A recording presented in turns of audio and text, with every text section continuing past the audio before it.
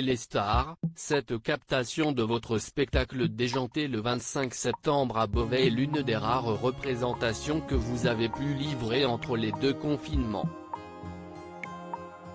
La scène vous avait-elle manqué ? Roland McDan, à l'époque, le gouvernement avait donné des consignes sur le protocole sanitaire pour les spectacles et elles étaient respectées.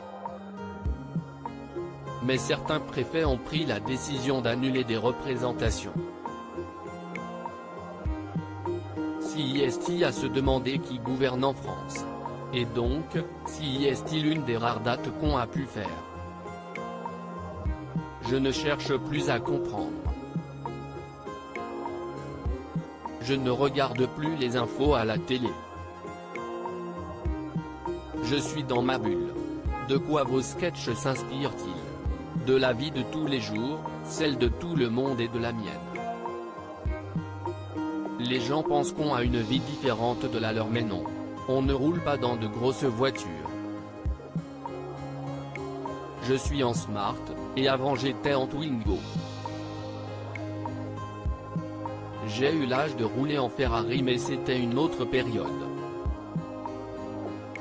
C'était au début des années 1980. Est-ce que le Roland McDan d'alors était différent de celui d'aujourd'hui ? À l'époque, je me cachais derrière mes personnages.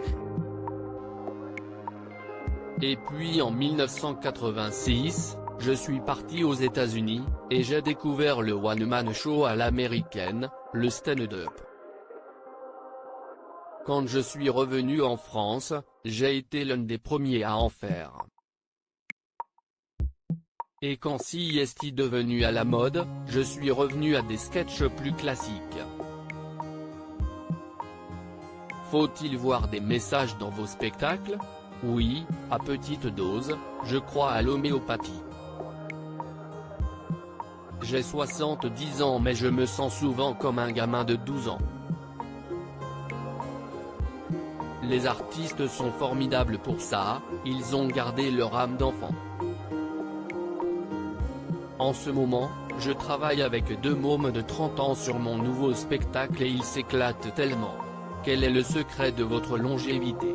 Si est de ne jamais décevoir le public. Je ne dis pas ça pour affirmer que je suis le meilleur. Mais le public sait quoi avec moi, il vient voir un spectacle qui est travaillé. Je passe peu à la télé, à part chez Drucker.